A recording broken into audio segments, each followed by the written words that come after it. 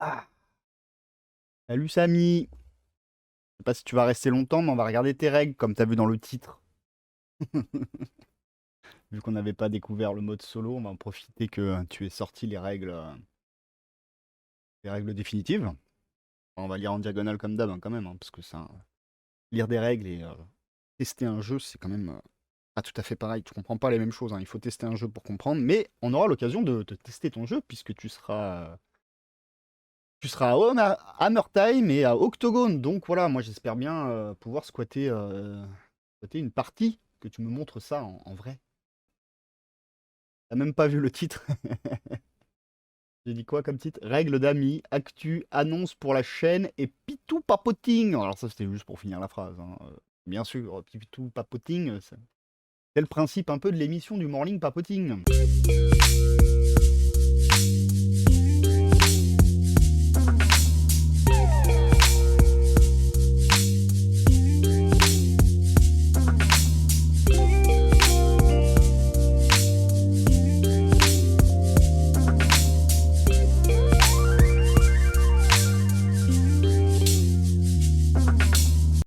Bon, let's go, c'est quelle heure? Ça va bientôt être 11 heures. Je sais pas combien de temps ça va nous prendre de décortiquer les règles de Ami, mais on va se faire ça. On va se faire ça, surtout qu'il y a des nouveaux modes de jeu qu'il n'y avait pas dans la version bêta. Donc on va les regarder. Bon, bien sûr, vous le savez, c'est une découverte, j'ai pas lu avant, même si on avait lu les bêtas, donc on va pas être perdu. Mais c'est une découverte, c'est de la lecture, j'ai pas joué au jeu, donc c'est que de l'interprétation. Ce que je vais faire, on va essayer de comprendre un peu ce que c'est. Et j'espère que je vais pouvoir tester au Hammer Time ou à Octogone.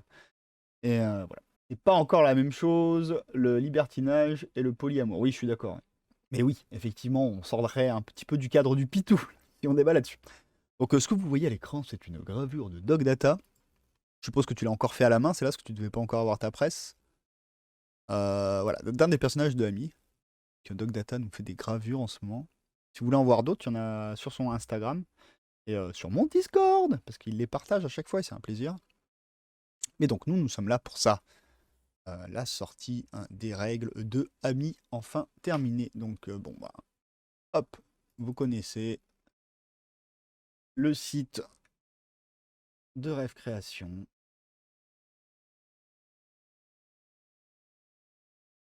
T'as décommandé ta presse, t'en achèteras une meilleure plus tard. Ok. Donc tu vas continuer à la cuire. Courage. Donc vous allez là, vous allez dans. Bah alors là, il y a toute la gamme, hein, bien sûr. Donc vous achetez tout. En plus, elle s'est bien étoffée. Encore une fois, on l'avait dit, en prix d'entrée, Ami fait partie des moins chers, si ce n'est le moins cher. Euh, et même en termes de décor, puisque vous pouvez jouer sur votre table ou dans votre jardin, puisque c'est une échelle 1. Mais bon, bref, vous allez dans téléchargement. Donc il y a les fichiers STL dans téléchargement, il y a plein de trucs. Mais nous, ce qui nous intéresse aujourd'hui. Ah, il y a le dos de la carte, ça y est, tu l'as mis. On avait l'exclu, mais pendant pas longtemps.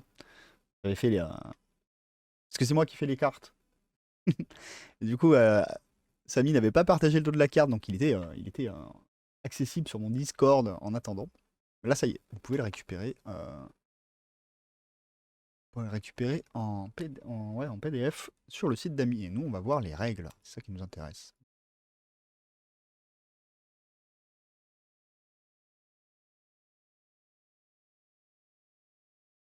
La couverture, si je dis pas de bêtises, c'est un dessin de Ben. Ah, hein. Oui, c'est ça. C'est le dessin de Ben. Et les logos, c'est Samy qui les a fait, non? C'est ça? Je crois aussi, hein. Jeu de figurines, taille réelle.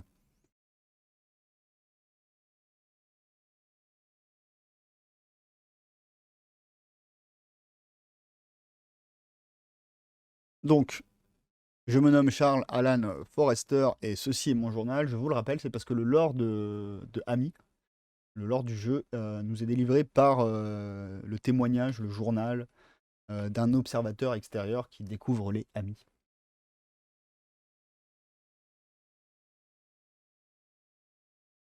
Euh, Pas sur le doc. Le dos tombe en repère. Ah oui, t'as pas fait de manière à ce que ça puisse se caler.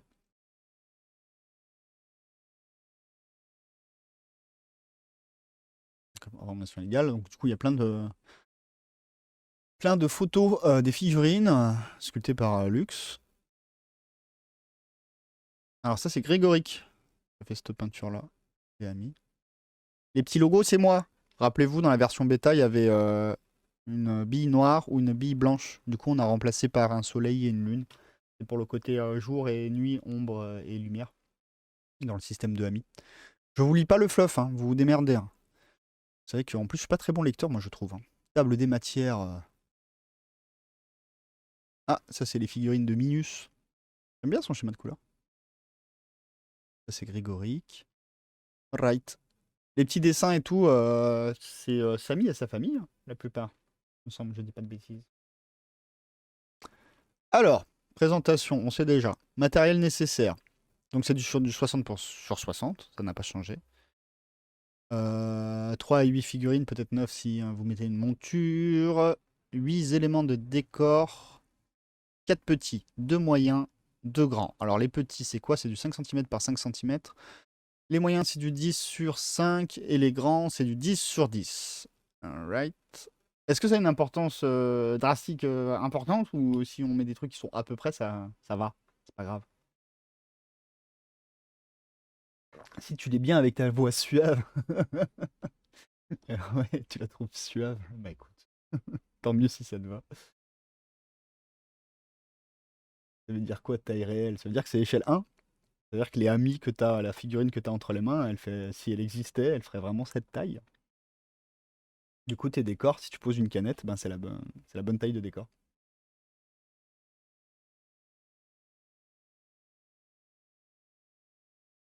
C'est ça, figue de 32 mm égale créature de 32 mm dans le vrai monde véritable, de la vérité véritable réelle. Le dernier live, j'ai mis en mode ASMR, je me suis endormi paisiblement. Comment ça me faire peur. Alors après, il faut une règle de 2, 1 et 0,5 brindilles de longueur. Donc c'est du 20 cm, 10 cm, 5 cm. Je vous rappelle, le brindille, c'est l'unité de mesure du jeu. On l'avait vu déjà dans la bêta. Il faut le jeu de cartes de 12 cartes de combat par joueur. Parce que chacun a sa propre pioche. Donc ça, les cartes, c'est moi qui les ai faites. Donc on les regardera à la fin.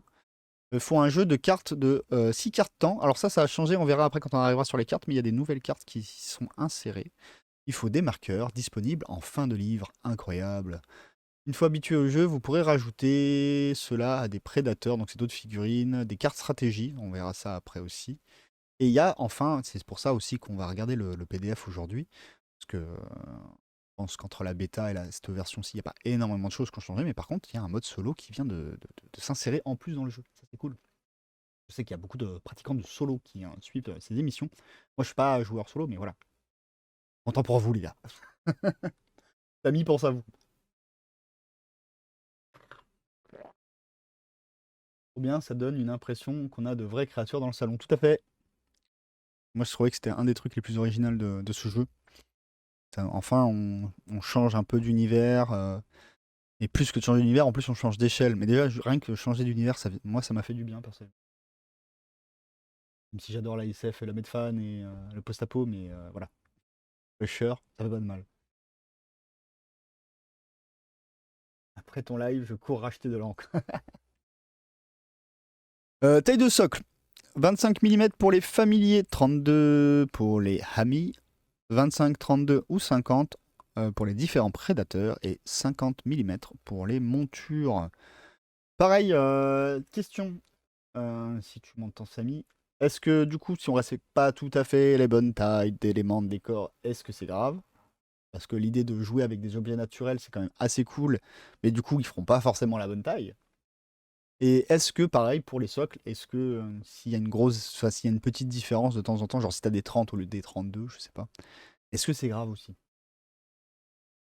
La base, les bases, distance de mesure, on prendra comme distance de référence la brindille, hein, donc je vous disais, le référentiel du jeu, c'est la brindille qui fait 10 cm. Les tribus sont en majeure partie liées à la lumière ou l'ombre. Donc ça, c'est ce que je vous disais, le petit soleil ou la lune maintenant. Ce ne sera plus les points noirs ou blancs, mais le soleil et la lune que vous verrez dans le livre. De plus, chaque ami appartient de naissance à une tribu. Donc ça, on avait regardé, c'était déjà le cas dans la bêta. Pour rappel, les tribus liées à la lumière, il y a la canopée, l'arbre, roche et l'eau. Et à la nuit, il y a la grotte, l'arbre, roche et l'eau. Et puis il y avait une tribu, c'était la tribu de l'herbe. Peuple de l'herbe. Il me semble qu'il pouvait jouer les deux. Oui, c'est ça. Il existe aussi des amis sauvages, appelés ceux de la tribu de l'herbe. Ils ne sont plus influencés par le jour et la nuit, mais ils ne sont plus influencés par le jour et la nuit. Ils sont aussi perdus une partie de la maîtrise de la magie. Dis-moi ce que tu portes, je te dirai qui tu es. Un ami portera très souvent le symbole de sa tribu, si nécessaire, celui de son attachement à la lumière ou à l'ombre. Oui, parce que quand vous choisissez une tribu, vous voyez, on peut la jouer genre l'eau, vous pouvez la jouer en lumière, vous pouvez la jouer en ombre. Canopée, vous ne pourrez la jouer qu'en lumière. Arbre, vous pouvez la jouer dans les deux. Roche, vous pouvez la jouer dans les deux. En fait, il n'y a que grotte que vous ne pouvez jouer qu'en ombre, nuit, quoi. Et canopée en lumière ou jour. Après les autres, mais faut choisir. Vous pouvez pas mixer jour-nuit, en fait. La couleur de la sagesse et des amis utilisent des codes couleurs. Pour cela, ils réalisent des peintures à base de plantes et d'insectes. Les jeunes amis portent des peintures rouges, alors que les plus anciens revêtent du bleu. Donc voilà, si vous voulez être fluff dans votre peinture, il y a les indications. C'est toujours des conseils, rien de plus, pour la taille des socles et des décors. Ok, merci pour ta réponse, Samy. Oui, si tu respectes pas, Samy débarque dans ton salon et renverse la table. Oui, en bougonnant. Et il te regarde furieusement en partant sans jamais te quitter du regard. C'est terrifiant. Ne faites pas ça chez vous. Ne prenez pas ce risque. Les créatures. Le terme de créature est utilisé pour désigner aussi bien les amis, les familiers que les prédateurs. Donc c'est le terme général finalement des figurines qui vont jouer. Tribu. Ensemble de amis vivant au sein de même biome. Ok. Communauté. Groupe de amis s'unissant dans des buts divers. Ils peuvent être de tribus différentes. Alright. Donc ça, je pense que ça n'a pas changé. Donc il y avait la canopée, qui ne peut être que de lumière, où il y a principalement des anciens. Donc cette tribu sont principalement composées d'anciens. Est-ce que ça, c'est une information fluffique ou c'est vraiment une règle? À l'abri des hauteurs, ils descendent en force majeure ou lorsque les lieux sacrés sont menacés, rien ne leur échappe. Ils connaissent grâce aux étoiles tous les événements passés, présents, une grande partie du futur. Là, ça va être que du fluff, là, ce qui est écrit, c'est ça? Oui, tu nous décris les tribus. La tribu des arbres, qu'est-ce que c'est? La tribu des rochers, ok, c'est pas des règles. Donc nous, ici, on découvre les règles. Donc je vous laisserai lire le fluff. Démerdez-vous. Ah, on a ça qu'on n'avait pas dans la bêta, la carte. Oui, c'est fluffique. On a une carte. Du coup, on peut s'amuser. Là, il y a un A. Donc là, c'est le peuple de la canopée. Canopée, canopée. Là, c'est les prédateurs, si je me rappelle. Canopée. Les trois, c'est quoi? C'est l'herbe. Ah oui, bah oui. Peuple de l'herbe. Peuple de l'herbe. Ok, donc on a une petite carte. Ça, c'est un nouveau symbole que vous allez découvrir après, qui n'était pas dans la bêta. On en parle après.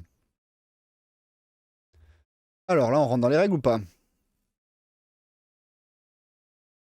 Non. On est encore sur du fluffique, là, sur les castes. Chaque ami fait partie d'une caste. Donc il y a le guetteur, le pisteur, le gardien et le compteur. Donc vous avez l'explication de ce qu'ils font au sein de leur petite communauté. Mais ça reste encore fluffique. Donc je vous laisse lire. Pas toute la lecture, nous on va décortiquer les règles. Les caracs, là on rentre dans les règles. Nombre maximum de ces créatures au sein d'une même communauté. Donc ok, c'est une limite de recrutement. On peut pas en avoir plus de X. M, c'est le mouvement, donc c'est le nombre de brindilles. On compte en brindilles, donc 10 cm parcouru par une action de mouvement. Voilà. C, c'est cogner, donc c'est la bagarre. C'est pour les cartes combat. Nombre de cartes combat qu'on va piocher quand on va faire une action de cogner. Tirer, c'est le nombre de cartes combat qu'on va piocher pour faire une action de tir. L'essence, ce qui est particulière dans la mise, ce qui est particulier, donc c'était déjà dans la bêta. Le nombre de points d'essence de la créature, c'est une fois cette caractéristique à 0, la créature est retirée de la partie, donc c'est ses points de vie. Mais c'est aussi ce qui nous permet d'utiliser la magie. Il y avait une double utilisation de cette ressource. Rendait le truc tricky et intéressant. Du coup, si Samy débarque pour renverser la table, il pourra nous ramener la commande qu'on a passée juste avant. Tant qu'à faire. Déroulement d'une partie. Donc il y a la mise en place du décor, entre parenthèses conseillé. Donc c'est pas obligé de faire ça, mais bon, c'est une 60 sur 60 avec les décors qu'on a décrits tout à l'heure. Un des décors moyens et un des grands décors doivent être désignés comme terrain difficile. Je suppose qu'il y a des règles qui vont aller avec. Nous irons voir ça après. Le nombre et la taille des décors sont destinés à permettre un bon équilibre des parties. Cependant, vous pouvez... Ah bah voilà, il y a la réponse à ma question, mais tu as répondu tout à l'heure. Cependant, vous pouvez, si vous en avez envie, table de jeu à thème, scénario maison, décider du nombre et de taille qui vous conviennent. Voilà, tout à fait. Ah, mais... Samy, il est pas chiant, hein. Samy, il veut que tu t'amuses, hein. Les petits décors fournissent un couvert, tandis que les moyens et les grands décors bloquent les lignes de vue. Ça, par contre, c'est une donnée de jeu qui est importante. Détermination de l'initiative. Les deux joueurs piochent 2 cartes combat. Ils remettront sous la pioche. Celui qui a le plus de symboles lumière gagne. En cas d'égalité, on pioche une 3e carte, et ainsi de suite. Le gagnant peut choisir son bord de table parmi les 4 et laisser l'adversaire commencer la partie en lui donnant l'initiative, soit laisser son adversaire choisir son bord de table, et dans ce cas, c'est lui qui commencera la partie. Le déploiement, chacun son tour, donc c'est un déploiement alterné. Chacun leur tour, les joueurs, en commençant par celui qui a l'initiative, placent une créature, soit dans la zone de déploiement, en respectant les règles de tribu, parce qu'il y a certaines tribus qui vont avoir des règles particulières. Note, un familier lié à un ami est toujours déployé à son contact, mais pas en même temps. D'accord. Donc ça reste en alterné, mais sauf que... ça reste en alterné, mais il devra être mis au contact de celui à qui il est lié. Main de départ, les joueurs commencent la partie avec 3 cartes de combat en main. Qu'est-ce que vous dites?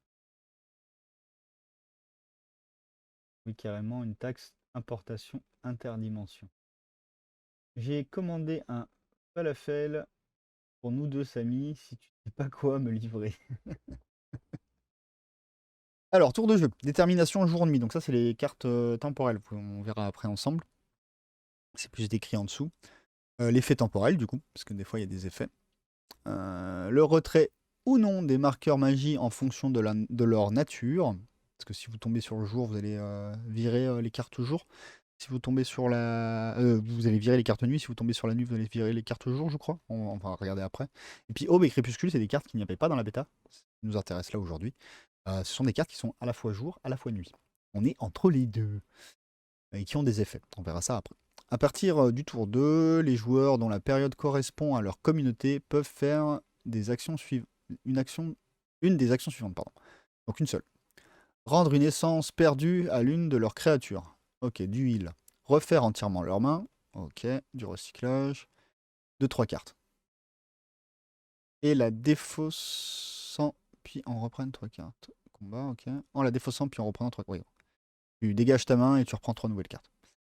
Prendre l'initiative pour ce tour si il ne l'avait pas le tour précédent. Tu peux piquer l'initiative, ok. Attention, les cartes Aube Crépuscule ne sont considérées ni comme jour ni comme nuit. Oui, voilà. Donc là, on pourrait pas faire ces actions-là. Et sinon, ça veut dire que tout le monde pourrait les faire. Il faut vraiment que ce soit une carte full jour ou full nuit pour pouvoir avoir accès à ces actions-là. En alternance, hein, c'est l'activation alternée. On joue une figurine qui n'a pas encore été activée durant ce tour. Une fois toutes les figurines activées, le tour est terminé. On ne mélange pas les pioches. On ne remélange pas les pioches. Détermination, jour-nuit, donc il va y avoir des cartes comme ça. On va en tirer une, et ça va nous dire si c'est le jour, la nuit ou un aube crépuscule. Et on applique éventuellement l'événement indiqué sur cette carte. Attends, ce qu'on va faire. On va faire paf, paf la pastèque. Ça va être vachement plus malin. Hop, on descend, on descend, on descend, on descend. Comme ça, on perd pas la page des règles, mais on peut aller se jeter les cartes à quoi elles ressemblent en même temps. Voilà. Là, on a les cartes jour-nuit. Donc là, vous voyez, ça, c'est des cartes nuit. Ça, c'est les cartes jour. Ça, c'est une carte nuit avec un effet, on verra ce que c'est après. Ça, c'est une carte jour avec un effet, on verra ce que c'est après. Et ça, c'est les deux fameuses cartes crépuscules qui ont chacune leur propre effet. Et vous voyez, donc du coup, on a mis un petit soleil, une petite lune pour dire que c'est ni le jour ni la nuit. Simple. Activation alternée, ça veut dire que je joue une figurine, tu joues une figurine, je joue une figurine, tu joues une figurine, je joue une... etc. etc. C'est qu'on ait joué toutes nos figurines. Descriptif d'une carte temps. Les cartes temps portent le symbole représentant la période durant laquelle se déroule le tour. Donc là, ça serait une jour. Il se peut aussi qu'en plus de cela, les cartes portent un second symbole déclenchant un événement, par exemple la tempête d'essence pour celle-ci.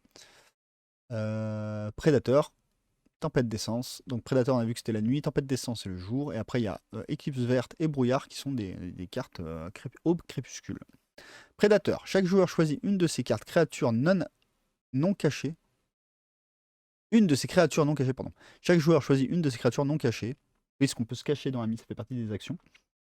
Donc là, s'il y en a un qui n'est pas caché, elle perd immédiatement un d'essence. Donc en gros, elle vient de se faire picorer les fesses. Si toutes ces créatures sont cachées, rien ne se passe. Gloire au pleutre. En effet supplémentaire intervient si vous utilisez le module 3, jouer avec des prédateurs. Ça, on verra après. Mais effectivement, on pourra jouer des figurines supplémentaires qui seront les prédateurs sur la table. Donc ça, c'est prédateur, c'est une carte qui arrive avec la nuit. La voici. C'est moi qui les ai fait. Bon, alors là, je les ai fait vite faire, mais là, on voit pas bien, mais je me suis amusé à faire tout un petit rebord à la main. Je vous montrerai après. Hop. Tempête d'essence. Les amis ne peuvent pas utiliser de sort durant ce tour. Ok, donc ça, c'est une carte de jour, du coup. Et donc, pas de magie. Pas de magie, pas de magie, pas de palais, pas de palais. Brouillard. Brouillard, brouillard, c'est celle-ci. Donc, c'est une carte aube crépuscule. Les tirs ne peuvent pas dépasser une brindille de distance. On voit que dalle. Éclipse verte, c'est celle-ci. Durant ce tour, toutes les créatures peuvent gratuitement faire une action supplémentaire, se cacher en respectant les conditions normales de l'action. Donc on peut se cacher en plus. On se cache, on tire pas loin. Du lore, démerdez-vous, vous lisez. Les effets temporaires, retrait ou non des marqueurs magiques en fonction de la nature, jour, lumière, là. Seuls les marqueurs magiques correspondant à la période du tour restent en jeu. Les autres sont retirés. Si on tire une carte aube et crépuscule, du coup, tous les marqueurs restent en jeu. Ok. C'est pas considéré comme un jour ou une nuit, mais du coup, ça retire pas les marqueurs. Il s'agit d'un marqueur +1 ou -1 activation et des marqueurs cachés magiques. Donc ça, on verra après, mais il y a des marqueurs, effectivement. Donc si vous aviez mis un marqueur jour, +1 par exemple, bah, ça disparaît. Si vous arrivez dans une période de la nuit, par exemple. Activation d'une figurine. Alors, le joueur désigne de ces figurines qui n'a pas encore joué, un ami ou un familier qui n'a pas encore été activé et lui fait faire des actions. La figurine peut faire un maximum le nombre d'actions données par son profil de base. Un familier et un ami ont 2 actions, 3 pour un jeune ami, etc. Donc ça, c'est marqué, on verra sur les cartes profil. J'ai 2 réglettes, donc une brindille, c'est quoi au juste? La petite réglette est une brindille. Ok. Oui, les réglettes. Avec le déménagement. Pas loin. Bref. Mais oui. Est-ce qu'il y a les réglettes sur le site si vous voulez? Je vous montre ça tout de suite. Il y avait, hein, on est d'accord? Pas des bêtises. Les réglettes? Ça c'est un temps, il y avait des réglettes, non? Ah, dans le livre.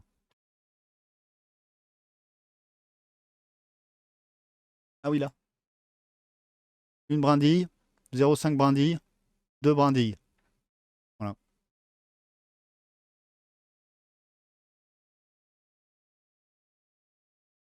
Le plateau, c'est du 60 par 60. Donc tu traces un carré de 60 par 60 dans ton jardin et c'est bon.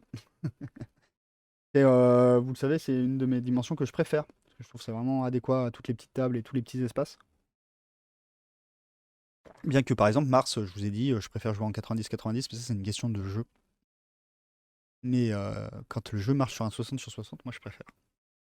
Alors les actions. Donc ça n'a pas changé, je crois, depuis la bêta. Donc il y a marché, en gros on se déplace. On peut librement utiliser marché pour s'éloigner d'un adversaire avec laquelle on était en contact, mais on doit payer une action supplémentaire. Ok, donc il n'y a pas de contre-coup de se barrer, mais par contre ça coûte plus cher de sortir d'un corps à corps. Donc en gros, pour se désengager quand t'as que 2 actions, ben tu fais que ça ce tour-ci. C'est pénalisant.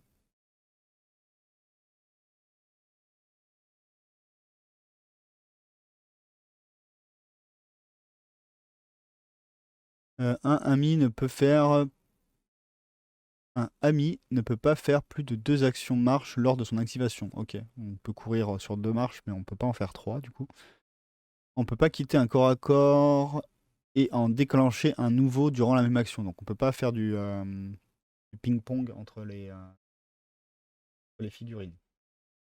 Les décors pour le plateau, c'est open bar, faut beaucoup d'éléments. Alors c'était conseillé 10 éléments de décor, on a regardé tout à l'heure en haut. Il y a des tailles qui sont conseillées, mais t'es pas obligé. C'est juste conseillé pour avoir un équilibre de jeu. Mais en gros, ça conseillait quoi 4 gros décors, de moyens, 3 petits, je sais plus. On l'a lu tout à l'heure. Terrible. Au début, là, dans le matériel. Non? Si, là. 8 éléments de décor. 4 petits, 5 par 5. 2 moyens, 10 par 5. 2 grands, 10 par 10. Donc c'est 8 éléments de décor. J'ai dit 10, mais c'est 8. Mais après, c'est free party si t'as envie de te faire plaisir sur la table. Mais ça, c'est ce qui est conseillé pour avoir un bon équilibre de jeu.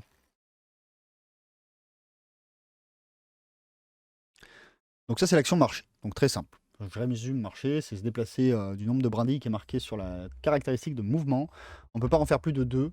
Et si on était engagé au corps à corps, il va falloir payer une action supplémentaire. Donc ça va coûter 2 actions finalement de faire un mouvement. Et on ne peut pas engager un nouveau corps à corps suite à ce mouvement de désengagement.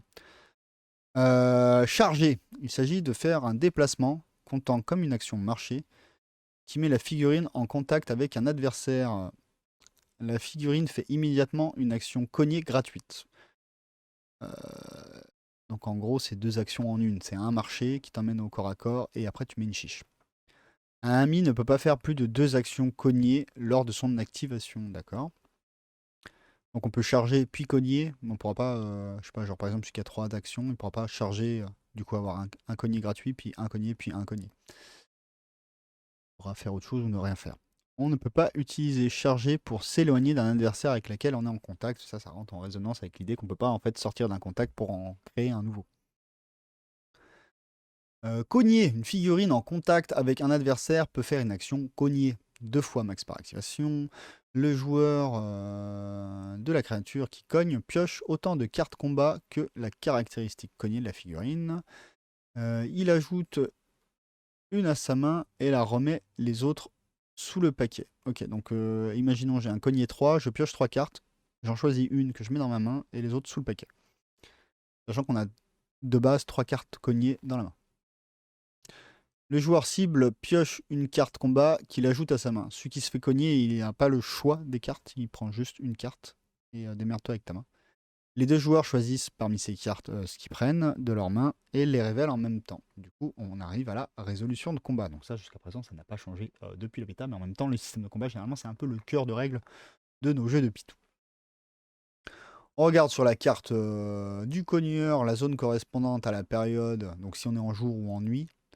On compte les symboles lumière et ombre et on compare ceux sur la carte du défenseur pour la même période. Pour chaque symbole lumière ou ombre que l'attaquant a en plus comparé au défenseur, le défenseur perd un essence. On applique éventuellement les effets des cartes combat des créatures non éliminées. Oui, parce que les cartes combat ont des effets. On verra ça après. À la fin de l'action cogner, les figurines en contact restent engagées. Rappel pour se désengager. Oui, ça on sait. On vient de le lire. Donc attends. On compte les symboles. Alors, on regarde sur la carte du cogneur de la zone qui correspond à la période tour, donc soit jour, soit nuit. On compte les symboles lumière et ombre et on compare ceux de la carte du défenseur pour chaque symbole lumière ou ombre que l'attaquant a en plus comparé au défenseur. Le défenseur perd un d'essence. Donc je vais essayer de faire une mise en situation et tu vas me dire si on a tort. Alors, on va utiliser la tienne. Donc là, ah bah t'as écrit derrière. Bah je lis pas et je vois si j'ai compris. Donc là, on va dire c'est le tapeur, ça. Le tapeur, on est la nuit. Il a 3 nuits. Et le défenseur, il a une nuit, une lumière. Donc étant donné que le tapeur, il a 3 nuits, il en a 2 de plus que le tapé. Donc il va se prendre 2 dégâts. Mais par exemple, inversement, question, et après je lis. Là, c'est question, je réfléchis tout seul. Hein. Imaginons, c'est lui le tapeur. Lui, il a 3 symboles de nuit. Lui, il en a qu'un. Donc ça, c'est bloqué. Mais il n'a pas de symbole de jour, donc il se prend une chiche. Exemple, pour la période, hein, la nuit, la carte d'attaquant possède 3 symboles ombre et 0 symbole lumière. La carte du défenseur a un symbole lumière et un ombre. L'attaquant a donc 2 ombres de plus que la lumière et pas de lumière de plus. Le défenseur perd 2 d'essence. C'est ça, ok. Donc tu peux trickser en grattant des points de vie parce que tu as mis de la lumière et même si lui il a maxé l'ombre, ben tu t'en fous, ça passe quand même parce qu'il a 0 lumière pour défendre. Ok. Et bisous machin. Je dois aller chercher Nurglet à l'école. La petite peste, Nurglet la petite peste. Et ben, va bien chercher Nurglet. Donc du coup, je le refais en clair. Euh, En gros, le défenseur il doit arriver à bloquer les symboles de l'attaquant. Donc s'il a autant de symboles jour que l'attaquant, il ne va pas se prendre de dégâts côté jour.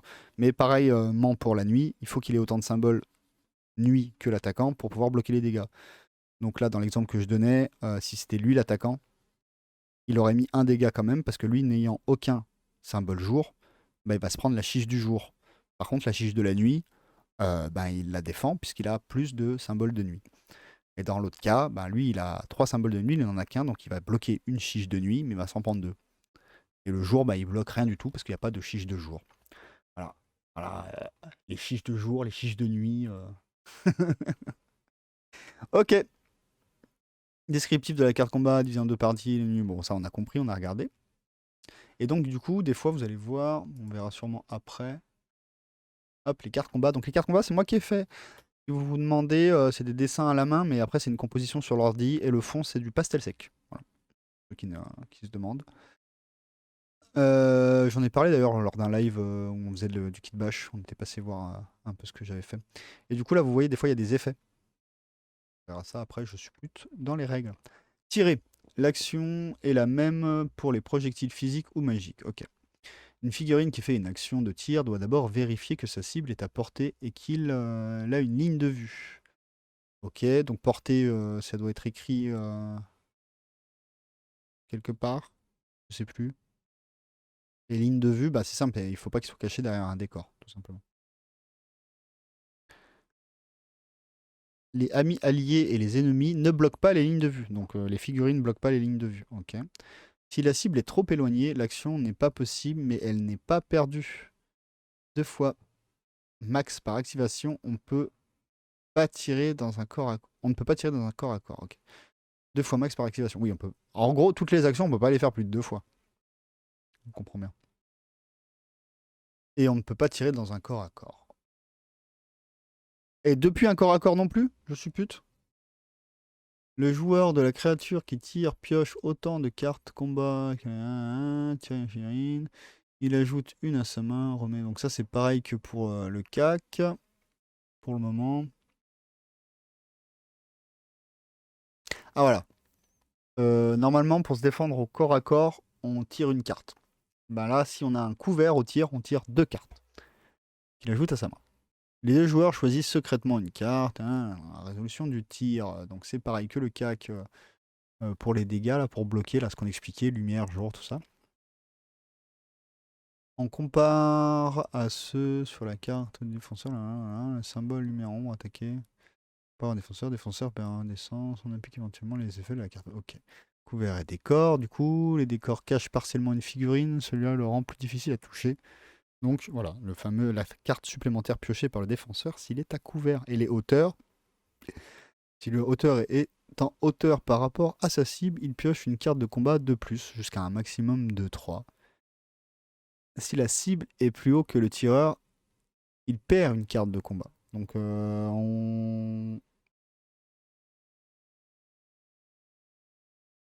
Donc par exemple, j'ai une valeur de tir de 2.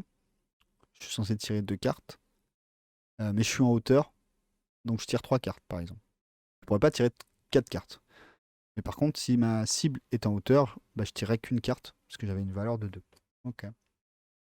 Question. On choisit le côté jour ou le côté nuit en fonction de la carte temporelle qui a été tirée. Mais du coup, si on a une aube crépuscule, on choisit celle qu'on veut. Et on peut choisir une différente de l'oppresseur en tant que défenseur. Je suppute bien. Ah, mais moi j'aime bien supputer. J'adore ce mot.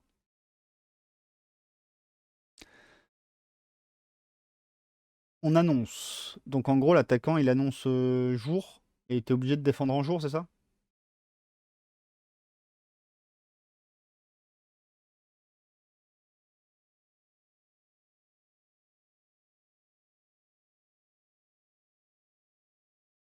Bonne question. Pour monter en hauteur. J'ai pas vu d'action spécifique. Donc est-ce que c'est juste le mouvement classique? Attendez, alors je continue à ça et je laisse Ami répondre. Oui, j'ajouterai à la fac. Ah, l'annonce. Ok.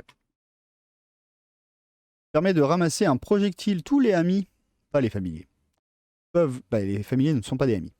Peuvent lancer un projectile improvisé, mais ils devront d'abord le ramasser.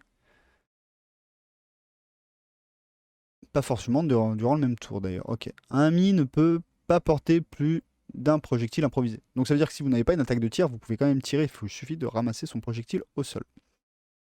Alright. C'est qui l'a fait ce dessin? Ah, petite question personnelle. Projectile improvisé porté. Munitions de départ spéciale. Donc ça c'est quand on ramasse et on peut tirer jusqu'à 2 brindilles, donc 20 cm. Toi qui l'a fait, bah, il est très cool. J'aime beaucoup.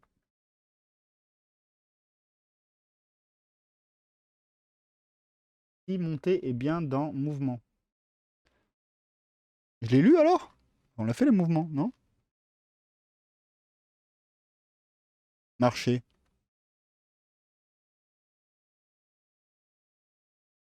Non. T'as un truc que sur le mouvement après? Non.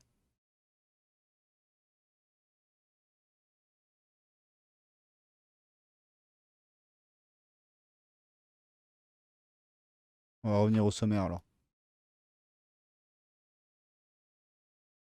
Il est où le sommaire? Là. Activation. Bah non, nous on est là. Marcher, chasser, cogner.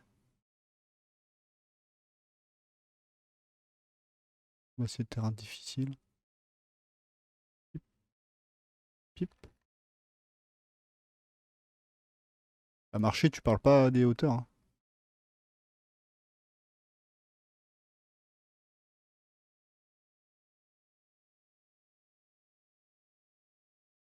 Page 11. On est dessus? Page 11. Marcher. Pas d'autres trucs qui parlent du mouvement. La figurine peut être déplacée jusqu'à un maximum de sa caractéristique de mouvement en ligne droite ou non. On peut librement utiliser marcher pour s'éloigner d'un adversaire lequel on contact. Un ami ne peut pas faire plus de 2 actions marche lors d'une activation, ne peut pas quitter un corps à corps et déclencher un nouveau corps à corps, d'accord? Ça c'est chargé, ça c'est cogné, effet temporel, donc c'est pas le mouvement. Non, tu précises pas s'il y a des contraintes. Donc je pars du principe qu'il n'y en a pas, mais...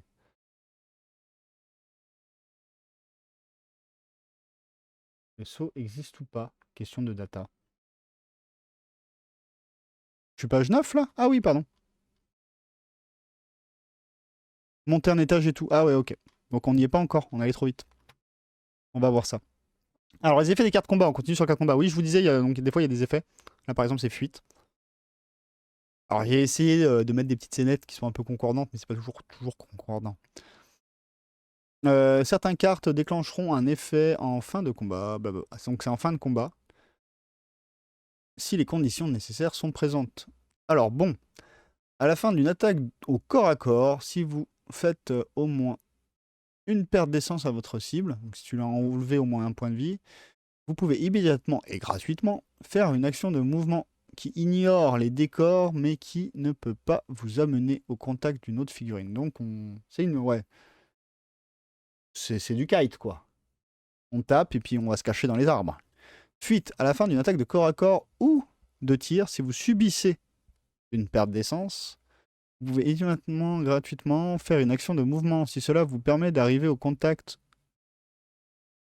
ou dans un décor moyen ou grand, vous pouvez recevoir immédiatement un marqueur caché. Donc ça, c'est plutôt pour le défenseur. Ça lui permet de se cacher dans un décor, de se barrer du contact et de se cacher dans un décor.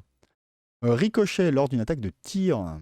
Si vous infligez au moins une perte d'essence, donc un PEV, vous pouvez immédiatement et gratuitement retirer une essence à une autre créature adverse située au maximum à une brindille de votre cible d'origine. Donc ça, c'est une sorte d'AOE, on peut dire un ricochet du dégât. Si votre adversaire masse un peu ses troupes et que vous le canardez au tir, vous pouvez gratter des points de vie aux copains d'à côté. D'ailleurs, vous pouvez immédiatement, donc on n'est pas obligé. Si, à couvert, si suite à une attaque de tir, vous perdez au moins une essence, donc ça c'est pour le défenseur qui se prend un PEV, votre créature se plaque au sol, vous pouvez immédiatement recevoir un marqueur caché.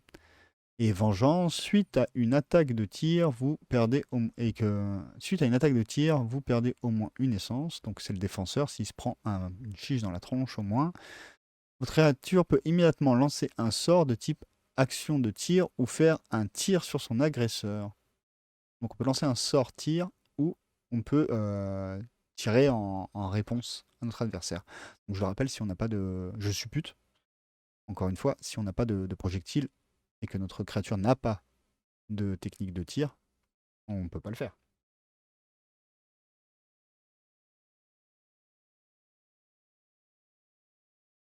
Alors, se cacher. Si on fait cette action, se cacher, une figurine doit être au contact ou dans un des décors, moyen ou grand. Les petits, ça marche pas. Une fois cachée, elle ne peut plus être prise pour cible par un adversaire à plus d'une demi-brindille. Donc c'est 5 cm. Donc ok, vraiment faut être à bout portant pour pouvoir lui tirer dessus. La figurine ennemie s'approche en cours de jeu à une demi-brindille ou moins, la figurine cachée perd son marqueur. Ok. Le fait de se rapprocher de ta cible fait que tout le monde la voit. Elle reste cachée tant qu'elle n'a pas fait une autre action. Donc si tu te redéplaces, tu vas perdre ton marqueur caché. Pour tout ce qui concerne les décors, une figurine à moins d'un quart de brindille peut être déclarée par son joueur comme au contact. Cela doit être fait à la fin de son mouvement. Oui, voilà, on n'est pas. Si tu touches pas exactement, on est un tout petit peu à côté, ça va. Rebrasser, action réservée aux meneurs, voire créer sa communauté. Donc ça, on verra après. Vous mélangez votre main et votre pioche et votre deck. Refaites ensuite votre main de 3 cartes une fois par tour et coûte 2 actions. Donc en gros, il ne fait que ça, le meneur. Ça permet de remettre ton jeu un peu. Terrain difficile. Une figurine qui commence, finit ou fait une partie de son mouvement sur ou plusieurs terrains difficiles voit son mouvement maximum divisé par 2 pour cette action. Donc, imaginons qu'il est 10 cm, il passe à 5. Une brindille, il passe à une demi-brindille. Rappel, 2 des décors moyens et 2 des grands décors doivent être désignés comme des terrains difficiles. Monter un étage, donc là on va répondre finalement aux questions de data sur les questions de gestion de hauteur et de mouvement. Une figurine qui monte un étage voit son mouvement maximum divisé par 2 pour cette action. Les décors moyens et grands doivent proposer au moins une zone en hauteur. Une action montée doit être complète. On ne peut pas arrêter une action à demi-parcours. Mais du coup, est-ce qu'on peut déclarer pour arriver en haut, je vais faire 2 actions de mouvement, et donc du coup, arriver en haut grâce à ces 2 actions, ou est-ce que je dois absolument réussir à me placer avec une action, puis en refaire une autre? Alors après, marqueur magique moins une action. Lorsqu'il est activé, on reçoit une action. Si un ami possède un marqueur -1, on doit d'abord utiliser une de ces actions pour le retirer, le marqueur. Donc en gros, on perd une action parce qu'on enlève le marqueur -1. Un ami ne peut jamais posséder plus d'un marqueur de ce type. Action magique +1, marqueur magique +1, un ami possède un marqueur +1 action, peut faire une action de plus durant son activation. Un ami ne peut jamais posséder plus d'un marqueur, voilà, tout simplement. Je pense que ça c'est assez clair. Tu peux annoncer 2, faut juste réussir dans l'activation. Ouais, ok. C'est ce qui permet de monter les plus grosses hauteurs, du coup. Tu mets tout ton tour à grimper. Donc on peut faire 2 mouvements d'affilée pour réussir à faire une hauteur complète. Et c'est tout, parce que la règle précise qu'on n'a pas le droit de faire plus de 2 actions par tour. Fin du tour. Le tour se termine. Oui, voilà, quand on a tous activé nos petits gars. On ne conserve pas les actions qu'on n'a pas utilisées, ça c'est perdu. Et on peut utiliser des marqueurs d'activation. Moi j'aime pas mettre trop de marqueurs non plus. On ne remélange pas les decks à la fin du tour, c'est important. Du coup, question, peut-être que tu l'as marqué quelque part, mais si on remélange jamais les decks, une fois que la pioche est vide, on la remélange, c'est ça? Notre défaut se redevient notre deck et on le mélange? Créer sa commu, donc ça c'est le deck, le list building. Attention, on ne rigole plus. On a 9 points pour créer une commu, voilà. Pour recruter les amis, les familiers, il y a aussi les montures, on va voir ça après. Les amis peuvent être constitués de tribus différentes, mais vous ne pouvez pas mélanger des amis de l'ombre et des amis de la lumière. C'est-à-dire que par exemple, on avait vu, il y avait eau et pierre, vous pouvez jouer en lumière, vous pouvez avoir un ami eau, un ami pierre, un ami canopée, mais vous ne pouvez pas avoir un ami canopée qui ne joue qu'en lumière et par exemple un ami de la grotte, là, de la caverne, qui est, lui, n'est qu'en ombre. C'est vous choisissez lumière ou jour, et ensuite vous tapez dans les tribus pour faire votre petite communauté de amis. La communauté peut être consommée. Une communauté peut être composée uniquement de amis de la tribu de l'herbe. Dans ce cas, elle est liée au choix du joueur en début de partie, soit au jour, soit la nuit, pour une question de gameplay. Attention, pas pour les sorts. Donc si vous jouez full tribu de l'herbe, vous devez quand même choisir jour ou nuit. Parce que je rappelle, la tribu de l'herbe n'est pas attachée ni au jour ni à la nuit, en règle normale. Mais si vous faites une équipe full peuple de l'herbe, faut choisir si vous êtes peuple de l'herbe de la nuit ou peuple de l'herbe du jour. Et une communauté, bien sûr, doit contenir au moins 2 amis. Vous ne pouvez pas faire une liste avec un ami et 1 milliard de familiers. Le meneur doit être désigné, du coup, dans votre communauté. Donc c'est une de vos figurines doit être le meneur. Si vous recrutez un compteur, on a vu qu'il y avait plusieurs castes, il sera forcément le meneur. Si votre communauté ne comporte pas de compteur, vous pouvez choisir le meneur parmi les autres amis recrutés.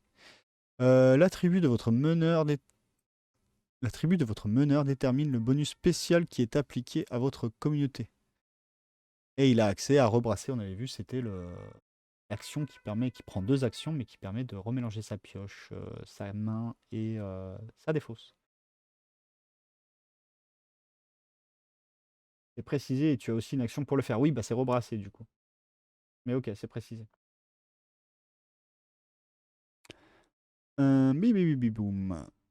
Et donc du coup, ben, ce qui est important dans la tribu, c'est aussi quand même le meneur, la tribu dans laquelle il fait partie, parce que du coup, il y aura les pouvoirs qui lui seront liés. Bonus de communauté nuit à la tribu du meneur. Ouais, on va voir ça après. Donc on choisit les amis. Choisir dans le cas votre premier ami, s'il est lié à la lumière ou à l'ombre. Ou aucun des deux s'il est de la tribu de l'herbe. Sauf si vous faites que de l'herbe, là va falloir choisir. Mais en début de partie, je crois, c'est tout. En début de partie, ouais. Donc vous pouvez faire la surprise à votre adversaire en fonction de la team qu'il a. Les amis suivants seront automatiquement liés de la même façon. Donc du coup, après, une fois qu'on aura choisi un ami de la lumière ou un ami de l'ombre, on devra garder. On choisit sa tribu. On choisit la caste entre un guetteur, 3 points, un pisteur, 2 points, un gardien, 2 points, ou un compteur, 3 points. Je rappelle que si vous prenez un compteur, il sera chef. On choisit son âge, c'est important dans le gameplay. Une communauté doit contenir au moins un ami de chaque âge. Donc il y a 2 amis minimum dans une équipe. Donc si vous avez une équipe de 2 amis seulement, vous devez avoir un jeune et un ancien, parce qu'il en faut au moins un de chaque. Éventuellement, lui joindre un familier pour 2 points. Ou 1 ou 2 points. Ça dépendra des familiers, je suppute. Un ami vaudra donc entre 2 et 5 points. Vous devez donc en choisir au moins 2, tout en respectant une valeur totale de 9 points pour votre communauté. À partir du second ami, vous pouvez faire le choix de compléter votre communauté avec des familiers sauvages pour atteindre le 9 points. Les familiers sauvages. Donc là, c'est un peu différent. Les familiers sauvages se jouent comme des familiers classiques, à la différence qu'ils ne sont pas, qu'ils sont déployés individuellement et qu'ils ne peuvent pas être ciblés par les sorts des alliés. Ce sont des trucs qui se baladent, quoi. Il ne peut pas utiliser les effets des cartes combat. Ok. Donc il met juste des chiches. Il est là pour mettre des chiches. Il n'a pas les bonus avec. Vous ne pouvez commencer à recruter des familiers sauvages qu'à partir du moment où tous vos amis ont un familier. Donc genre, si vous avez 2 amis dans votre commu, va falloir leur mettre un familier chacun pour pouvoir aller taper des familiers sauvages. Si votre communauté se retrouve en cours de partie sans amis, tous vos familiers deviennent sauvages. Alright.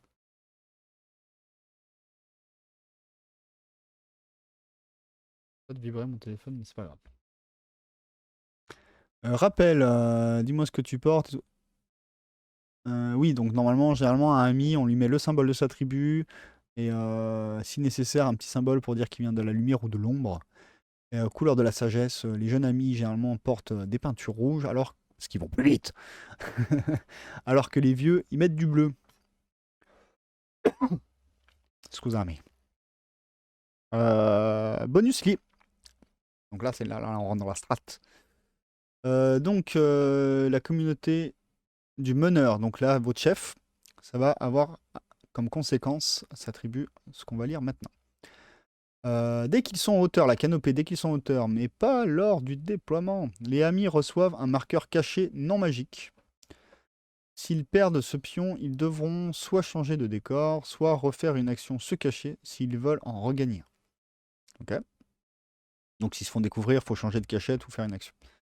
Là, donc, ils ont tout intérêt à grimper en l'air, quoi. Bah, canopée, oui. Ils fluffent.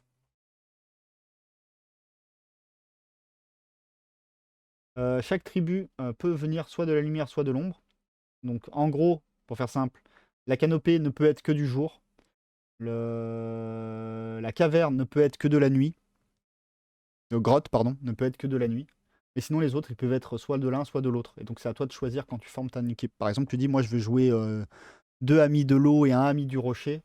Il faut choisir si tu vas les jouer en jour ou en nuit.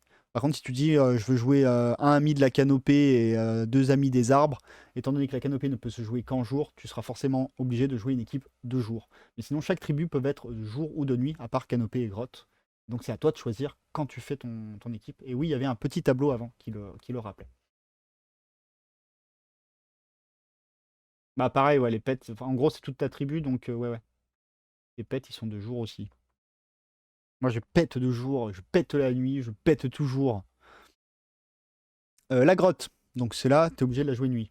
Son pouvoir, c'est quoi? Lors du déploiement, tous les amis commencent avec un marqueur caché s'ils sont dans un décor ou au niveau du sol. Donc c'est plutôt à peu près l'inverse de la canopée, dans l'idée. Après, du coup, ceux qui peuvent être soit jour, soit nuit. Arbre, si votre communauté a 2 familiers de la même espèce, non sauvage, non mécanique, parce que vous verrez qu'il y a des familiers qui sont mécaniques. Vous pouvez en avoir gratuitement un 3e semblable, sauvage ou non. Donc plus de pets. Là, c'est pour faire du populeux avec la tribu des arbres sur ce pouvoir-là. Alors, je vous rappelle, c'est le pouvoir que vous octroie le meneur de votre équipe. Rochers. Qu'est-ce qui nous donne les rochers? Tous les familiers non sauvages et non mécaniques de la commune bénéficient de la capacité spéciale robuste. Nous irons lire ça plus tard. Mais je suppose que ça les rend juste plus costauds. Genre moins de dégâts à prendre, je suppose. Oh, déluge. Une fois par partie, avant la première activation du tour, vous pouvez déplacer toutes vos créatures. Créatures, je rappelle, c'est familier, monture, amis. C'est tout le monde. Même celles engagées au corps à corps. D'une brindille. Incroyable. Ah, c'est les anguilles, les gars.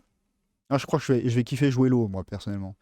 Ce mouvement ne peut pas les mettre en contact avec un adversaire ou un objectif. Ça, c'est un peu la même règle que le mouvement en règle générale, tout court. Ni faire sortir de la table de jeu. Là, ça se tient.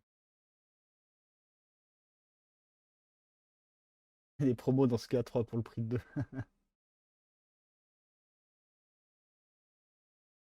Alors, l'eau, ouais, moi ça me tâte bien les trucs qui bougent pas mal. L'herbe. Donc l'herbe, c'est un peu spécial, ils sont pas affiliés au jour ou à la nuit. Donc vous devez si vous faites une équipe, hein, je rappelle une équipe full herbe, vous ne choisissez qu'au début de partie.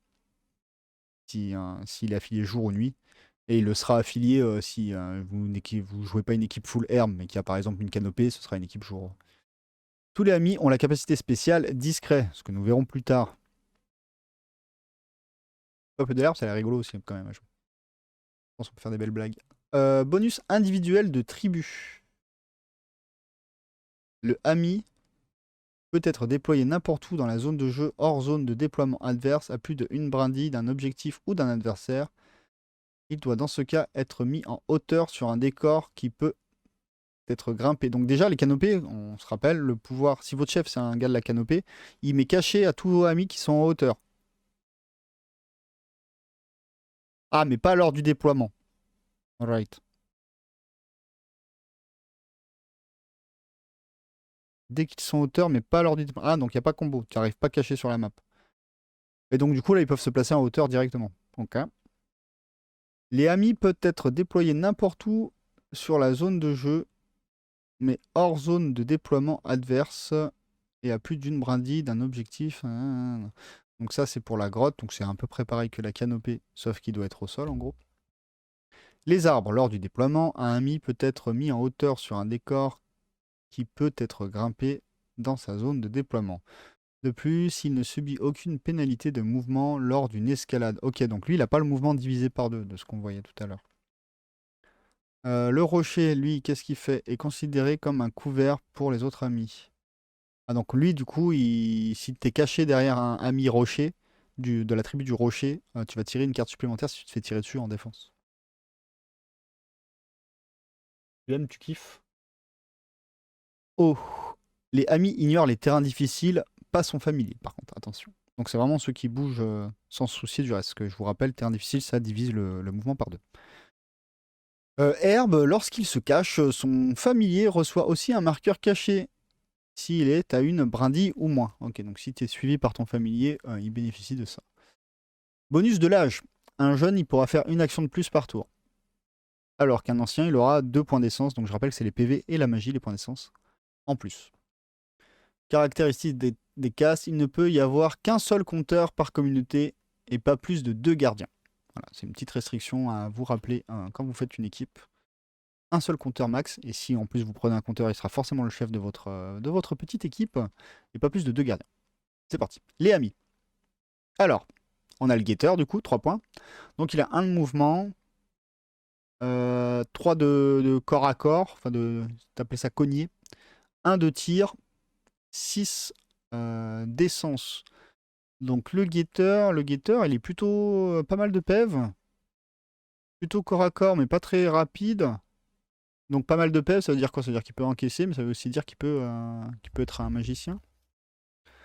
Vous pouvez remplacer l'un des points du guetteur par un Brinlian. Brinlian, caractéristique, cogner passe à 2. Donc on peut perdre 1 de cogner. En contrepartie, il effectue des attaques de corps à corps à une distance maximum d'une brindille. Par contre, il peut mettre des chiches à une brindille. La cible n'est pas engagée et ne devra donc pas se désengager. Par contre, voilà. En gros, il a un fouet. Sort et objet. Ce ami doit choisir un objet magique. Ça, on regardera après. Ouais, les anciens ont plus de vie, mais je rappelle, pour utiliser la magie, on utilise l'essence. Donc c'est aussi des bons magiciens. Et le plus jeune, plus d'attaque, plus d'action. Donc ça peut aussi être quelqu'un qui va aller courir pour aller faire de l'objectif. Pas forcément quelqu'un qui va aller chicher. Ou par exemple un tireur. De toute façon, on peut jamais faire plus de 2 fois une même action lors d'une activation. C'est juste qu'il va pouvoir faire plus de trucs. Par exemple, il va pouvoir aller courir 2 fois. Par exemple, courir une fois, faire une charge pour pouvoir à nouveau finalement avancer sur la cible, lui mettre une chiche. Et puis, je sais pas, remettre une chiche, tu vois, par exemple, parce qu'il a plus une action. Parce qu'en moyenne, ils ont que 2 actions, les personnages de base.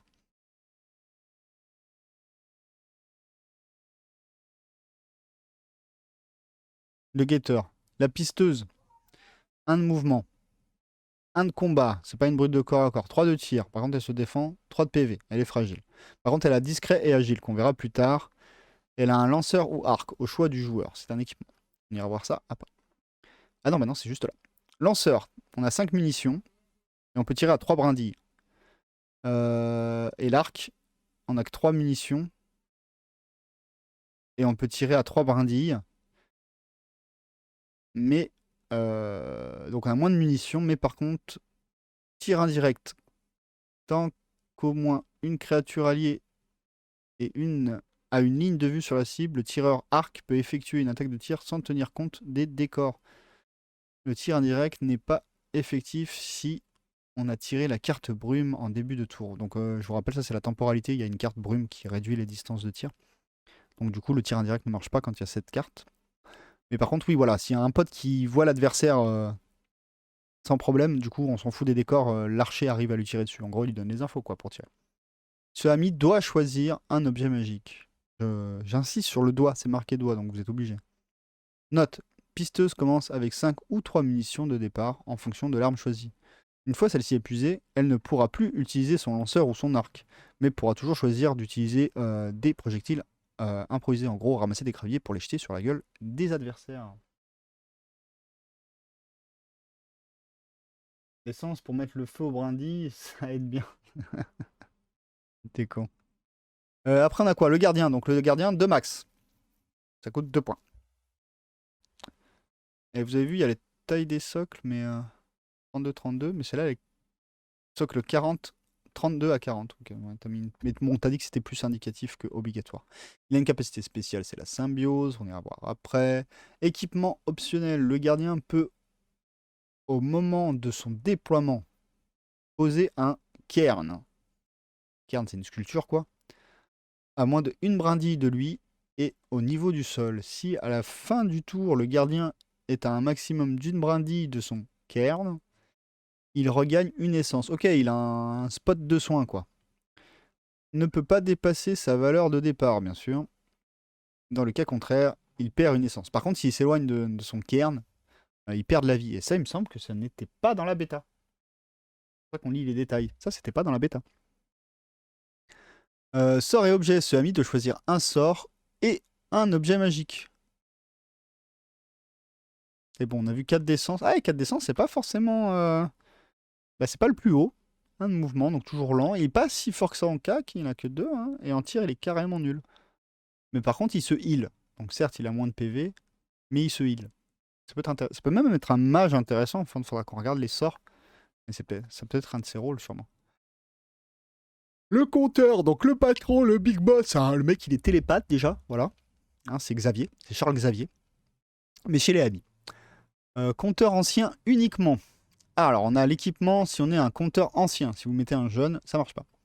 Les compteurs peuvent être équipés d'un bâton de concentration, dans lequel il a sacrifié une partie de son essence, d'accord. Pour représenter cela, sa caractéristique d'essence de départ est baissée de 2. En contrepartie, les sorts nécessitant le paiement en points en essence sont désormais gratuits. Ok, donc il a vraiment pas beaucoup de points de vie dès le début, il en a que 2. Donc c'est l'équivalent, je crois, de la plus petite fragile. Ah non, même pas, c'est même moins que la pisteuse. Terrifiant. Mais par contre, voilà, il peut lancer des sorts sans perdre des points de vie. Donc c'est peut-être moins tricky si vraiment tu veux l'utiliser comme lanceur de sorts, parce que ce ami doit choisir quand même 2 sorts et un objet magique. Il a qu'un de mouvement. De toute façon, ils ont tous qu'un de mouvement à part la pisteuse. Hein. Non, même pas, la pisteuse elle a un de mouvement. Ils sont tous très lents. Hein. Donc ils sont pas lents, c'est juste normal. Combat, il est pas si fort que ça, le compteur. Non, c'est vraiment le mage de l'équipe. Hein. Et tireur 2, donc correct. Pas besoin d'essence pour ça. 4, vu que c'est un ancien. 4 plus 2 moins 2. Ah oui, effectivement, vu que c'est un ancien. Donc en fait, le compteur, s'il a le bâton, il a autant de points de vie qu'un jeune, quoi. Je comprends l'idée. Ah, du coup, il est moins tricky quand même, ça va. Donc c'est. Ouais, non, si, ça reste intéressant. 4 points de vie, c'est quand même pas mal, on a vu. Parce que le gardien, même s'il soigne, il a que 4. Vraiment, le guetteur, lui, il a 6. Il est là pour aller au front, le guetteur. Les familiers. Un ami peut posséder un et un seul familier. C'est pour ça qu'après, il y a le principe de familier sauvage, vous savez. Donc si vous voulez plus de familiers qu'un seul par ami, il faut que tous vos amis aient un familier, et ensuite vous pouvez prendre des sauvages, avec les règles sauvages qui vont avec. Un familier ne peut pas utiliser de projectile improvisé, vous devrez, si après le 8 familier, vous trouverez ici les 8 familiers les plus fréquents, d'accord. Donc tu comptes en faire d'autres, c'est ce que tu nous annonces en fait. Donc il peut pas tirer le familier, s'il n'a pas un pouvoir de tir de base. Donc il y a le Sniffler, on avait vu c'est le petit éléphant qui sort dans la coquille, qui a la odorat. Le ami adverse perd leur marqueur caché non magique dans un rayon d'une brindille autour du Sniffler. Donc le Sniffler, en gros, il permet d'ouvrir le champ à vos tireurs. Il n'a qu'un de mouvement, il n'a qu'un de combat et 3 points de vie. 3 d'essence. Mais là, c'est complètement des points de vie parce que du coup, il ne fait pas de magie, le Sniffler. Le veilleur, il est discret. On regardera ça après. Tous les amis adverses dans sa ligne de vue ne peuvent pas utiliser l'action se cacher. Lui, c'est une interdiction, finalement, c'est un token d'interdiction. Ni recevoir de marqueurs cachés hors magique. Vision est valable même si le gardeur a un marqueur caché. Ah, là, oui, c'était une faute, c'est ça. C'est gardeur est devenu veilleur ou inversement. Et du coup, ça n'a pas été changé le texte, je crois. Donc, il a 2 de mouvement, il va vite. Il va courir pour mettre une interdiction. Par contre, il n'a pas beaucoup de points de vie et il n'est pas fait pour se battre, clairement.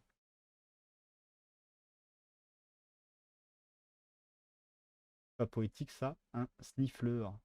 Je l'ai converti d'ailleurs pour changer. Oui, je me rappelle, t'as mis une rose à la place de la trompe, je crois. Quelque chose comme ça. Plante. Légion, le fils de Xavier.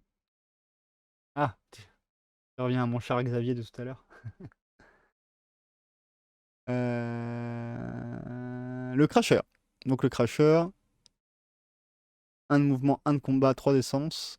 En disant l'action tir, un Crasher peut immédiatement placer un marqueur -1 action sur une figurine adverse. Alors la bave, il a 3 munitions.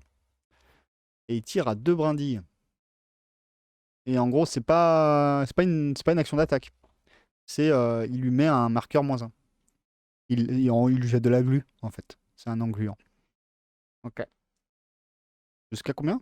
2 brindilles, c'est pénible. Le hurleur. 1 de mouvement, 1 de combat, 3 d'essence. Tous les amis adverses ou non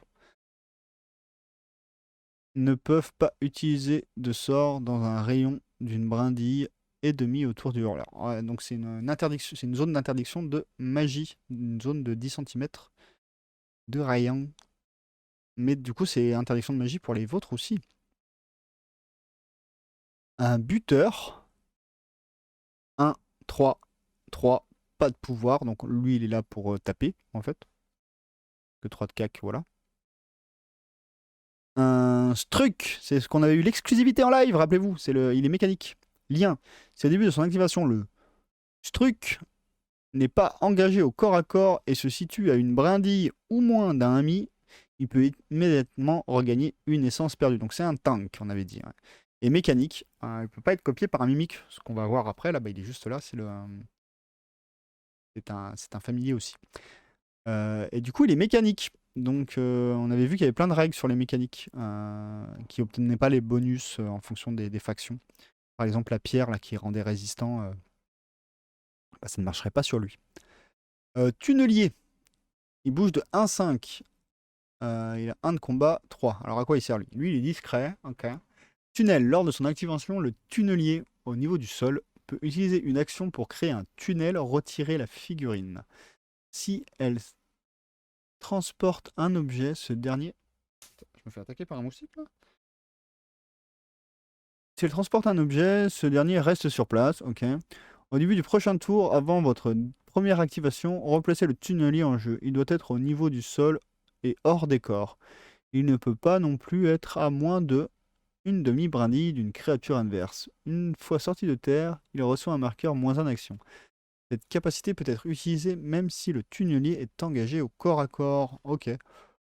Il fait rip-hop ailleurs dans la map. Je demanderai un peu plus d'analyse pour voir stratégiquement ce que j'en ferais de ça. Mimique, du coup. Donc il peut pas mimiquer le struc, lui, par exemple. Donc il n'a pas de mouvement, il n'a pas de combat, il n'a pas de tir, il a 3 d'essence, mais parce qu'il est polymorphe. Après le déploiement de toutes les figurines, le joueur décide, avant d'activer sa première figurine, quelle forme de Quelle forme de familier va adopter le mimique, hurleur, buteur, etc. Mais pas ce truc. Il peut en effet prendre les caractéristiques de n'importe quel autre familier en dehors de ceux avec la règle mécanique. Pas ce truc. Une fois par partie, au début d'une de ses activations, le mimique peut à nouveau changer de forme, mais cela lui coûte une essence.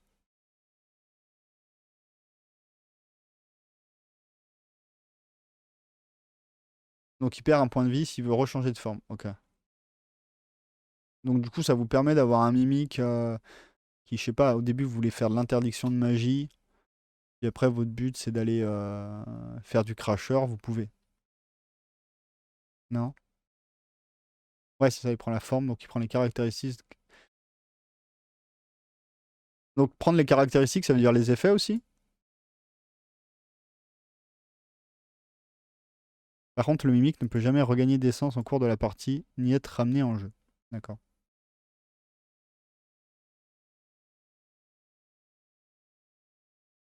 Ouais, polymorphe, du coup, tu piques les caracs. Est-ce que tu piques les compétences? Genre, est-ce que j'ai un polymorphe baveur? Est-ce que je peux cracher avec mon mimique, du coup? Oui. Oui, c'est tout l'intérêt du mimique. Allez, capacité spéciale, qu'on en a vu plusieurs tout à l'heure. Agilité. Lorsqu'elle est attaquée au corps à corps, la créature choisit sa carte de combat après que son adversaire ait révélé la sienne. C'est fort pratique. Discret. Peut faire une action se cacher, même en étant à découvert. Ok. Ça, c'est le peuple de l'herbe qu'il a, par exemple. Parce qu'en gros, je vous rappelle, pour se cacher, il faut être au contact d'un décor moyen ou grand. Bah là, non. On s'en fout. Robuste. Ce que donnait justement aux familiers le peuple de la pierre. Lorsqu'elle est attaquée au tir, pas par un sort, attention, la créature choisit sa carte de combat après que son adversaire ait révélé la sienne. D'accord. Donc ça, c'est une meilleure défense contre le tir. Alors qu'agilité, c'est une meilleure défense contre le corps à corps. Symbiose. Tous les familiers qui sont activés à distance maximum de une brindille du ami gagnent une action supplémentaire pour ce tour. Fort pratique si vous jouez très familier. Télépathe. Donc ça, c'est le chef qui peut avoir la télépathe, le compteur. Lors de son activation, le ami peut donner une action supplémentaire qui doit être immédiatement jouée à n'importe quel ami de sa communauté qui se trouve à maximum d'une brindille. Cette action ne prend pas en compte les limites d'action habituelles. Donc en gros, il peut donner un ordre à un pote qui n'est pas loin. Parce que c'est lui le chef et que c'est comme ça. Du coup, on a les objets magiques. Les amis ne peuvent pas lancer un même sort. Un ami ne peut lancer un même sort qu'une fois par tour. Ok. Certains sorts demandent la pose d'un marqueur magique. Ok, il est important qu'il permette d'identifier s'il est lié à son lanceur, par son lanceur à la lumière ou à l'ombre. Okay. Oui, oui, oui. Tu auras des marqueurs lumière ou ombre en fonction de ton ami. Un sort ou un objet ne peut être choisi qu'une fois par communauté. Ok, on peut pas faire de doublette d'objets ou quoi que ce soit. Pareil pour les sorts. Certains sorts et objets sont liés à l'ombre ou à la lumière et sont réservés du coup ou réservés à la tribu de l'herbe. Donc ça c'est en fonction de, voilà, de votre liste building. Vous pouvez pas prendre tous les objets que vous voulez. À chaque fois qu'un ami de la tribu de l'herbe doit allouer un marqueur magique, il choisit si le sort est rattaché à l'ombre ou à la lumière. Ah oui, parce que je vous rappelle, l'herbe c'est ni la lumière ni le jour. Donc du coup quand il fait un sort, il a le choix. Lorsque sort est désigné comme une action de tir, c'est-à-dire qu'il doit respecter toutes les contraintes, même si ce résultat est automatique, ligne de vue, etc. Donc c'est un tir, sauf qu'il est magique. Mais ne nécessite pas toujours d'utilisation de cartes de combat. Un peu comme le crasheur, quand il crash, c'est pas des cartes de combat, il fait un effet de moins 1 d'action. Un lanceur de sort peut décider de sacrifier son dernier point d'essence pour lancer un sort. Une fois le sort appliqué, le lanceur de sort est retiré de la partie. Ah, je crois que dans la bêta, on pouvait pas le faire. Donc là, tu as décidé qu'on pouvait lancer un sort et mourir dans les honneurs, quoi. C'est beaucoup. Magic, c'est beaucoup. Ok. Rappel, on ne peut pas avoir plus d'un sort. Et ça coûte une action de lancer un sort. Alors, les sorts. Aspiration. Le lanceur paie un d'essence, puis désigne un point sur la table de jeu à un maximum de une brindille, donc 10 cm. Toutes les figurines amies ou ennemies dans un rayon d'une demi-brindille subissent une perte d'une essence automatique. Donc c'est une AOE. Voilà. Et vous ne pouvez le jouer que si vous êtes une commu de la lumière. Et le peuple de l'air n'a pas le droit de le faire. Ça marche. Enlisement. Au début de son activation, le ami paie un d'essence et lance un sort de boue. Choisissez une créature adverse à un maximum de 2 brindilles, donc 20 cm. La cible ne pourra pas faire d'action de mouvement durant sa prochaine activation, donc c'est un stop. Quoi. Même si elle reçoit l'action par son meneur. Ah, donc elle peut même pas obéir aux ordres du meneur. Et non, elle se déplace pas. Par contre, elle pourra tirer, faire des sorts, machin et tout. Mais bon, si vous avez un runner qui servait qu'à ça, c'est les boules. Ou c'est pas mal aussi comme sort pour stopper un gars qui voulait foncer, un ami qui voulait foncer au corps à corps, c'est pas mal. Croissance végétale. Le lanceur paie une essence puis désigne une cible au contact avec un décor. Cette dernière perd une essence et reçoit un marqueur magique -1 d'action. Donc tu gicles une essence et tu mets -1 d'action. C'est la seule action autorisée au lanceur durant ce tour. D'accord. Donc par contre, si tu lances ce sort, tu fais rien d'autre. Mais il est assez punitif. Surtout si tu joues sur des canopées et tout ça, on a vu qu'ils aimaient bien être sur les décors, les arbres aussi. Donc une croissance végétale dans leur tronche, ça leur fait pas du bien.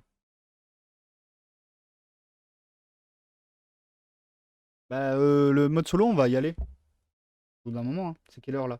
Oh putain, c'est déjà midi! Incroyable, bon bah on va dépasser, c'est pas grave. De toute façon, j'ai déjà fait à manger. Bah je me dépêche un peu. Transfert. Le lanceur désigne une cible à un maximum de 2 brindilles et effectue un tir. Utilisation de carte combat. Désigne une cible à un maximum de 2 brindilles. Ouais, la suite elle est là. Toutes les essences perdues par cette cible peuvent être transférées à une autre figurine située à un maximum de 1 brindille de la cible. Rappel, la créature ne peut avoir plus d'essence que sa valeur de départ, bien sûr. Interdit au peuple de l'herbe.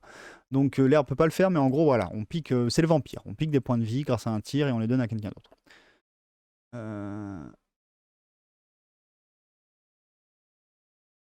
Solo aussi, ami, égaré et familier enragé. Oui, donc il y a d'autres trucs. Accélération. Le lanceur désigne un allié sur la table de jeu maximum de 2 brindilles. Il reçoit un marqueur magique +1. Donc ça, c'est un boost quand tu vas jouer quelqu'un qui doit faire plein de trucs après. Typiquement, un jeune, comme il a une action de plus, ça veut dire qu'à son tour, là, il aurait 4 actions. Incroyable. Ralentissement. Le lanceur paie une essence, puis désigne un point sur la table de jeu maximum de 2 brindilles. Toutes les figurines amies ou ennemies dans le rayon d'une brindille reçoivent un -1. Donc c'est un stop, mais en AOE. Enfin, c'est un debuff en AOE. Localisation. Au début de son activation, un ami lance un sort de localisation. Ont les marqueurs cachés non magiques alliés adverses qui sont en jeu ou 2 actions. Hein? Le ami lance un sort de localisation, d'accord? Ont les marqueurs cachés non magiques alliés et adverses qui sont en jeu. Excuse-moi, je comprends pas. Je pense que tu as oublié un mot. Genre, on retire, non? On retire les marqueurs cachés non magiques alliés adverses qui sont en jeu. N'est-il pas? Et par contre, ça coûte 2 actions. Donc en gros, si t'as que 2 actions, bah tu fais rien d'autre. Et ça, c'est... Voilà. Vous arrêtez de vous cacher, les gars. Qui sont en jeu, donc c'est toute la table. Hein. Coquille, je corrige. Corrige, corrige! Nous avons localisé la coquille! Incroyable. Brume. Le lanceur désigne une cible, ça peut être lui, à découvert et un maximum de 2 brindilles. Celle-ci reçoit automatiquement un marqueur magique caché. Ok. Retour de familier. Le lanceur paie une essence, puis désigne un point sur la table de jeu à un maximum d'une brindille. Il y place ensuite un familier allié hors mimique qui a été éliminé durant la partie. Ok, c'est le truc des zombies, ça. Ça, c'est les morts-vivants, ça. Ça, c'est une mécanique de mort-vivant. Le familier ne peut pas être en contact avec une figurine inverse, ok. Donc, hein, avec un objectif et revient en jeu avec seulement 2 d'essence. Il n'y a que la communauté de l'ombre. Forcément, c'est zombies. Et que la communauté de l'ombre qui peut faire sa téléportation. Le lanceur paie une essence et se déplace jusqu'à 3 brindilles dans la direction de son choix en ignorant les décors. Il ne peut effectuer d'autres actions de mouvement durant ce tour. Il termine téléportation dans un décor. Il reçoit le marqueur caché non magique. mais il ne peut pas arriver au contact d'un objectif ou d'un adversaire. Ça, on ne peut jamais le faire, à part avec une charge de toute façon. Alors après, objet. Attendez, c'est midi. Que je calcule un peu là. On a beaucoup de pages, mais de toute façon, on va pas lire les scénarios, n'y comptez pas. Ouais, on peut le faire, allez. Je me bouge un peu. Les objets, hein, blablabla. Bah, je vous laisse regarder. Démerdez-vous.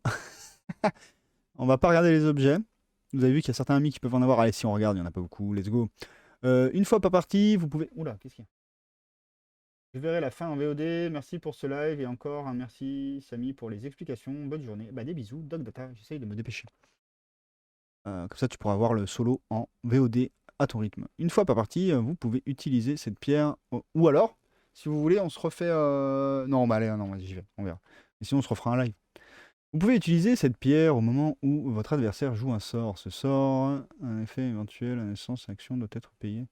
Alors, je sais pas, une fois pas parti. D'accord. On peut utiliser cette pierre au moment où notre adversaire il veut faire un sort. Ok.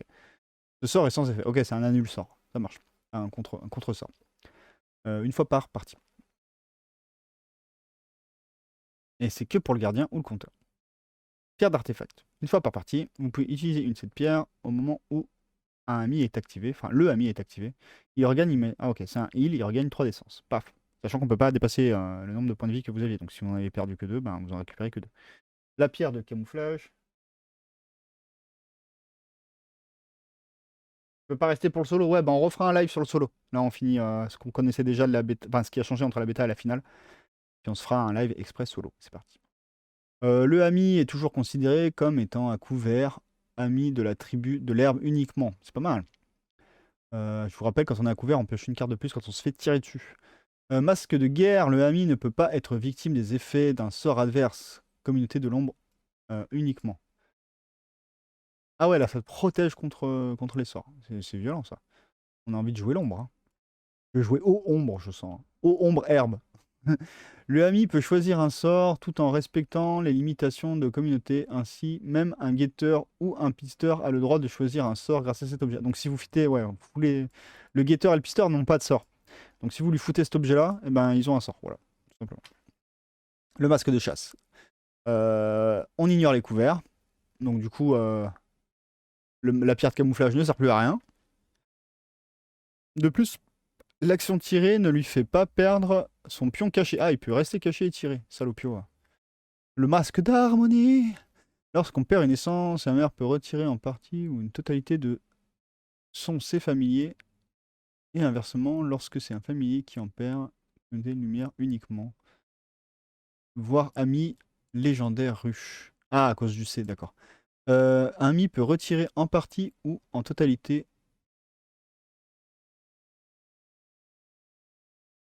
Ok, tu te prends des dégâts, tu peux enlever à ton familier et inversement. Ok. Masque de vision. Le ami ne prend pas en considération les marqueurs cachés, magiques ou non, de ses adversaires. Sac à projectiles. Un ami possède assez de projectiles improvisés pour utiliser durant toute la partie sans jamais avoir à ramasser. Ça économise les actions si vous les tirez avec. Sac de poussière. Lorsqu'il utilise une action se cacher, le ami gagne un marqueur caché ainsi que toutes les créatures alliées. Une demi-main à une demi-brindille de lui. Ok, c'est un petit nuage de poussière pour avoir de la cachette. Je vous laisse, taf, appel. Bah, des bisous, Alchemy. Bah, de toute façon, on va s'arrêter là. On fera les personnages spéciaux. On attaquera la suite plus tard. Donc là, je finis les montures seulement. Un ami et un seul ami de votre communauté peut gratuitement avoir une monture, ce qui lui donne les bonus et les malus suivants. Donc on l'avait lu en live, ça. On avait découvert qu'il y avait à avoir les monteurs en live. On l'avait découvert en live. Donc il y a le galopeur qui va pouvoir permettre au mouvement de passer à 1.5. On a vu que tous les amis étaient à 1. Le construct va nous permettre de rajouter 2 d'essence. La bête de somme, elle, c'est que pour le peuple de l'herbe. Peut être choisi uniquement si la communauté est entièrement composée de membres de la tribu de l'herbe. 2 amis de la communauté peuvent avoir un objet en plus. Voilà, ça permet d'avoir un peu plus de matos. Et c'est pas forcément celui qui est sur la monture d'ailleurs. Malus s'applique à tous les types de montures. Attention, les amis ne peuvent pas utiliser les effets des cartes de combat. Bon couvert, etc. Quand on est sur une monture, on n'a pas les effets des cartes de combat. Le Ami ne peut plus se cacher, donc c'est une cible à abattre. Et le Ami ne peut plus grimper, c'est vraiment un gros pépère au sol. Après, ça peut être intéressant, par exemple, sur un gardien qui ne bouge pas. Le Ami peut être sur la monture au début de la partie, il ne peut pas en descendre. Doit être sur le... Ok, voilà. Donc ça, on l'avait vu, on l'avait déjà vu en live. Donc, effectivement, j'avais sous-estimé le temps que ça prendrait. On a encore à aller voir les personnages spéciaux, les cartes stratèges, c'est intéressant, même si c'est la phase 2. Hein, quand vous allez découvrir le jeu, vous allez jouer sans. Vous allez utiliser ces cartes stratèges par la suite. Pareil pour les personnages spéciaux. Donc en gros, là, on a fait les règles de base quand on commence, pour découvrir le jeu. Après, on regardera les règles spéciales, jouer avec les prédateurs, les cartes stratèges, les personnages spéciaux. On fera un petit tour rapidos des scénarios, mais je ne veux pas m'épancher sur les scénarios. Je vous laisserai les découvrir. Il y a une campagne, sachez-le. On regardera ça aussi pareil vite fait, mais on ne s'arrêtera pas. Je vous laisserai découvrir. Il y a une session partie multijoueur, pareil, on regardera un petit peu. Ça sera moins long que là, parce que là, on a vraiment fait toutes les règles. Hein. Et puis, bien sûr, il y aura le mode solo. Voilà. Donc, on regardera ça tous ensemble. Et après, ça, c'est du lore, démerdez-vous. Donc, merci à tous ceux qui étaient là. Vous voyez, des petits rappels bien pratiques. Je vous fais des bisous. Et puis, on se dit à jeudi, pour ceux qui veulent venir, à 20h30 pour l'émission avec Octogone et Hammer Time. Et sinon, mardi prochain, si j'ai pas attaqué le boulot, je vous tiens au courant. Si j'ai attaqué le boulot, je pourrais pas faire le live le mardi prochain. On le fera un autre jour ou je ne sais pas. Et donc, du coup, on reviendra, on fera la suite du live. Donc, on fera les règles un peu spéciales, un peu avancées, on va appeler ça. Les règles avancées de Ami. Puis, on regardera le mode multijoueur, la campagne et le solo. Voilà, comme ça, on fera plusieurs VOD pas trop longues. C'est cool parce que là, déjà, cette vidéo va être bien longue. Elle va durer facile 1h20 déjà pour les règles de base de Ami. Sur ce, je vous fais des bisous. J'espère vous retrouver par d'entre vous le jeudi soir et je vous tiens au courant pour l'évolution de la chaîne vis-à-vis justement du fait que j'ai un boulot. Donc n'oubliez pas, c'est jeudi, ça va être bien. Sur ce, des bisous, je vous mets l'écran de fin. Vous avez l'habitude. Des bisous.